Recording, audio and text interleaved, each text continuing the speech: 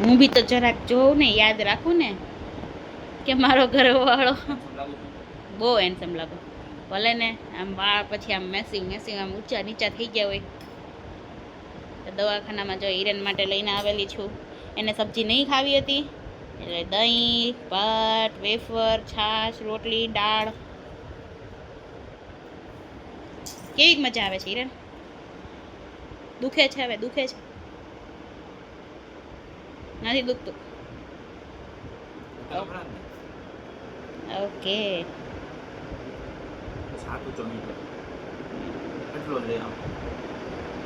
Surgery કરી છે ને એટલે થોડુંક તકલીફ તો રહેશે. તો ફાઇનલી બધું પતી ગયું છે. આ સર્જરી કરી અને આ પેન માં તો ખાવાનું કેવી રીતે? હું ખવડાવું ઘરવાળી? એને આ તો મારવી દે ને તો એક આપ તો સારો રહે. ઘરવાળી ખવડાવે. ઘરવાળી શું કામ ની એમ? આ પીન પછી અહીંયા સુધી હોય જવા દીધી. થોડું આમ બોલે ને તો ઓ બાપરે.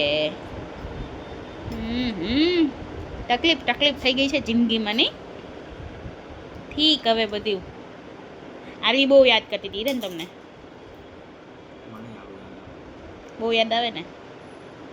ટફ છે આરુને મૂકીને. મારા માટે હવે ઘરે જઈને ટફ છે. એક ખાટલા પર આરવી ને એક ખાટલા પર તમે. એનીવે થઈ જશે હે ને?